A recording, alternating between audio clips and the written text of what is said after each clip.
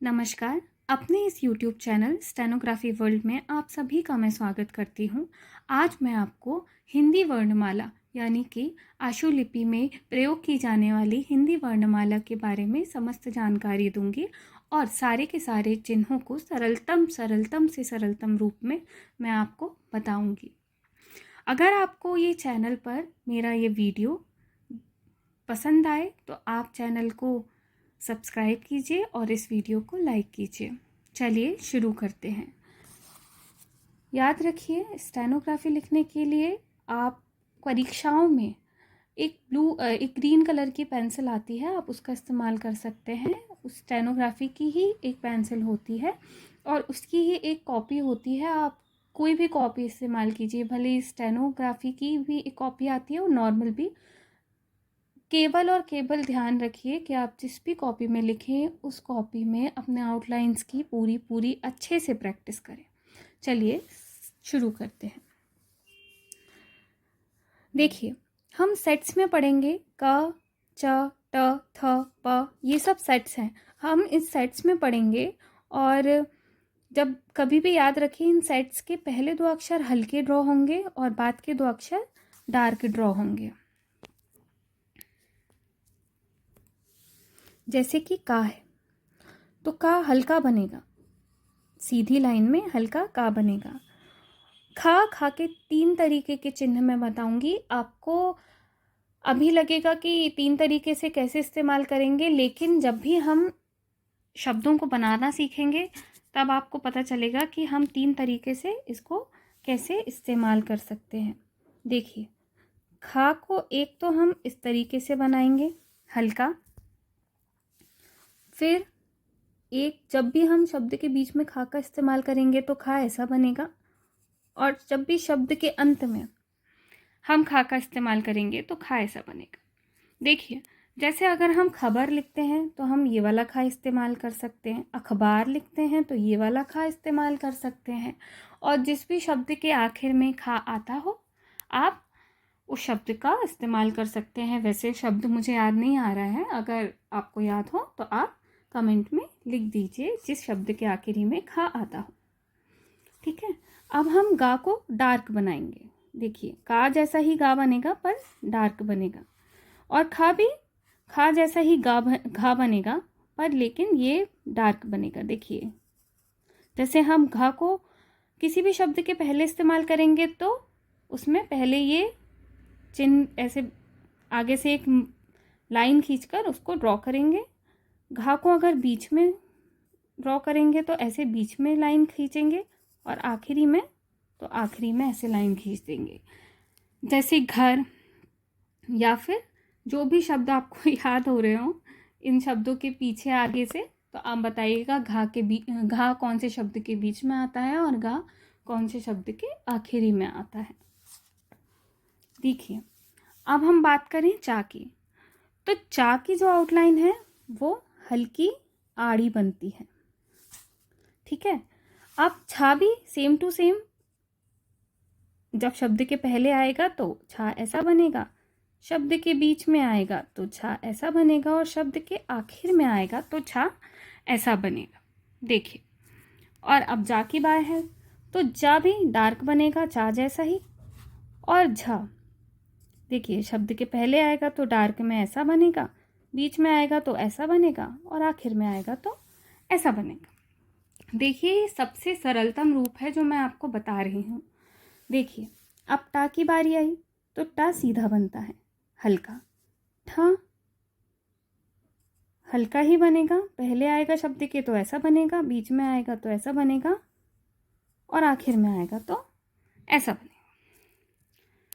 अब डा डार्क बनेगा, और ढ भी सेम टू सेम है, डार्क बनेगा, शब्द के पहले आएगा तो ऐसा बनेगा, बाद में आएगा तो ऐसा बनेगा, और आखिरी में आएगा तो ऐसा बनेगा। शब्द आप सोचकर खुद लिखकर कमेंट में मुझको बता सकते हैं। अब बात आई ताकि, निर्भर करता है कि आप उसको किस दिशा में बनाना चाहते हैं।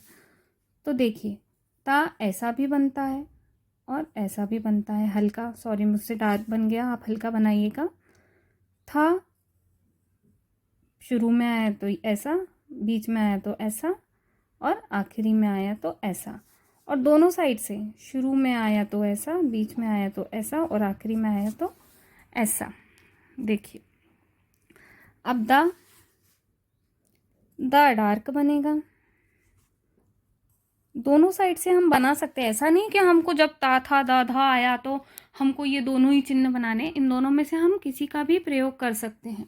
ठीक है, अब धा भी शुरू में आया तो ऐसा, बीच में आया तो ऐसा, और अंत में आया तो ऐसा।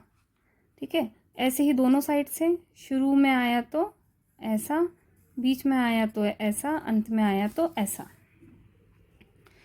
मैं आशा करती हूँ कि आपको मेरी बात समझ में आ रही होगी। ये देखने में आपको थोड़ा कंफ्यूजिंग लग रहा होगा, लेकिन जब आप इसकी प्रैक्टिस करेंगे तो आगे चलकर जब आप शब्द लिखेंगे तो आपको बिल्कुल भी तकलीफ़ नहीं होगी, किसी भी तरह का आपका कोई कन्फ्यूज़न नहीं होगा।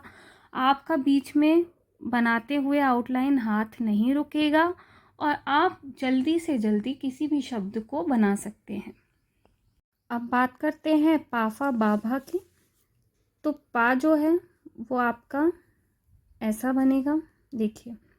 ठीक है, हल्का फा भी शुरू में आया तो ऐसा, हल्का बनेगा, बीच में आया तो ऐसा, और आखिरी में आया तो इस तरीके से हम यहाँ से उसकी लाइन निकाल देंगे। बा डार्क बनेगा पा की तरह ही, और भ शुरू में आया तो ऐसा, बीच में आया तो बीच में लाइन, और आखिरी में आया तो ऐसा। किसी भी शब्द के आखिर, जैसे भरम शुरू में आया तो आगे से लाइन निकलेगी। ठीक है, माँ। अब याद रखिएगा कि यहाँ से तो हमारे सारे के सारे लाइंस थी।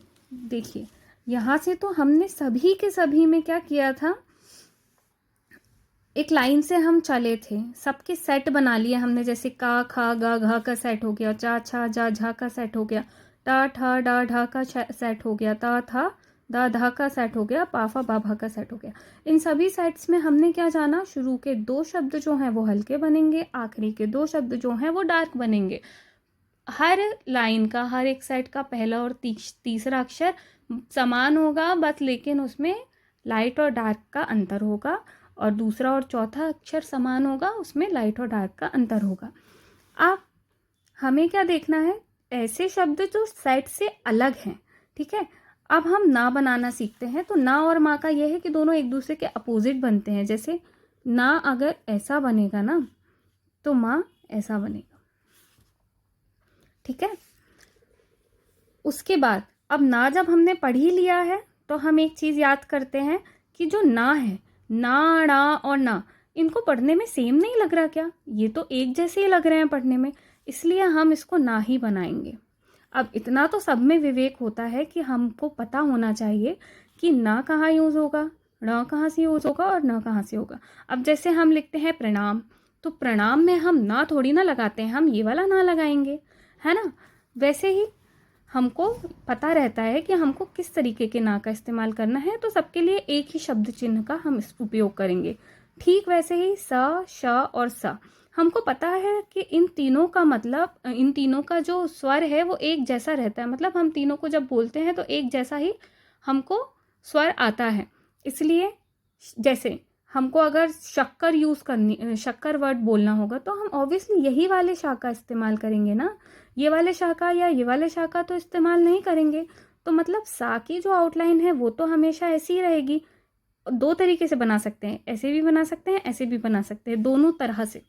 ठीक है, तो सा जब भी हम यूज़ करेंगे तो हमें पता रहना चाहिए कि हम किस तरीके के शब्द में किस तरीके का सा इस्तेमाल कर रहे हैं। जब इनके साउंड सेम है तो इनके आउटलाइन हम अलग अलग क्यों करें, इसलिए इन दोनों में हम आउटलाइन एक जैसी रखेंगे और थोड़ा सा अपना स्वाभिवेक का इस्तेमाल, अपनी बुद्धि का इस्तेमाल कर लेंगे। अब जैसे हा है, हा हम ऐसा भी बना सकते हैं, हाँ ऐसा भी बना सकते हैं।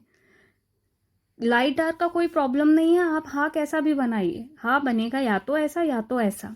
ठीक है, अब छा, अब आपने ऊपर देखिए पढ़ा था चा छ ज झ में, तो ये वाला छा और ये वाले छा का साउंड एक जैसा नहीं लग रहा क्या?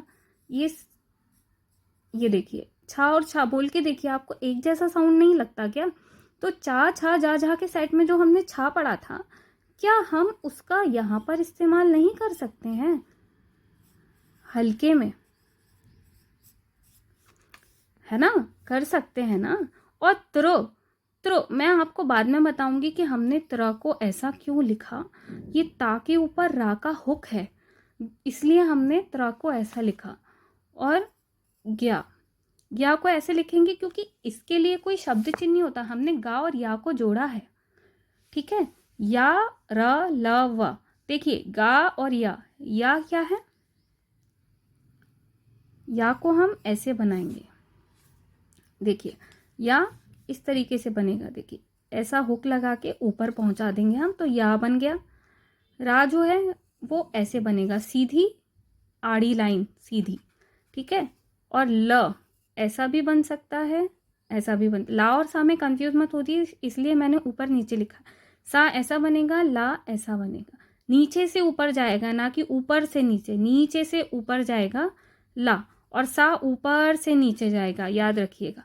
और वा जो है वो या का उल्टा बनेगा, मतलब सीधा, राइट मतलब वा, उल्टा राइट मतलब या। मैं आशा करती हूँ कि आपको ये सारी की सारी वर्णमाला कि सारे के सारे शब्दों के चिन्ह आपको समझ में आए। अगर इसी तरह मेरी क्लास में आगे बढ़ना चाहते हैं तो इस चैनल को सब्सक्राइब कीजिए और वीडियो को लाइक करें और अपना कमेंट डालना ज़रूर ना भूलें। धन्यवाद।